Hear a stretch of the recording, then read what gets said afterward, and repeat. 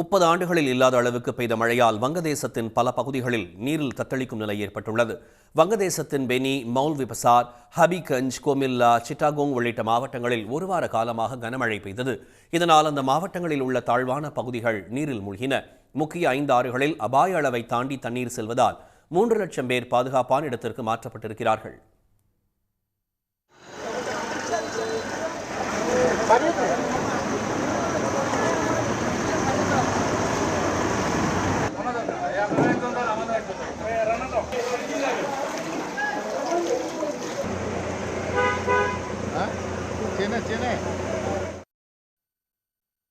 தெற்கு வங்கதேசத்தில் கிராமப்புறங்கள் பெரிய அளவில் பாதிப்பை சந்தித்திருக்கின்றன. பல பகுதிகளில் முழங்கால் அளவை தாண்டி தண்ணீர் செல்வதால் ஆயிரக்கணக்கானோர் வீடுகள் மற்றும் உடைமைகளை இழந்தனர்.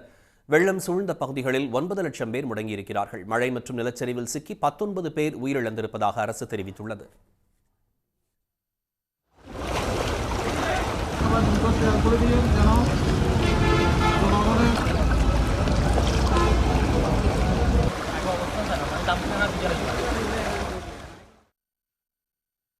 அந்நாட்டில் மாணவர்கள் போராட்டம் கடந்த 2 வாரங்களாகவே சற்று ஓய்ந்துள்ளது. அந்த போராட்டத்தின் போது நடந்த கலவரங்களில் இருந்து மீண்டு வருவதற்குள் வங்கதேசம் பெருவெள்ளத்தை சந்தித்திருக்கிறது. எனவே வெள்ளம் தணிந்த பின்பும் உணவு பற்றாக்குறை, வறட்சி ஏற்பட வாய்ப்பிருப்பதாக அந்நாட்டு சமூக ஆர்வலர்கள் எச்சரிக்கிறார்கள். உடனுக்குடன் செய்திகளை தெரிந்து கொள்ள சன் நியூஸ் பெல் ஐகானை கிளிக் பண்ணுங்க.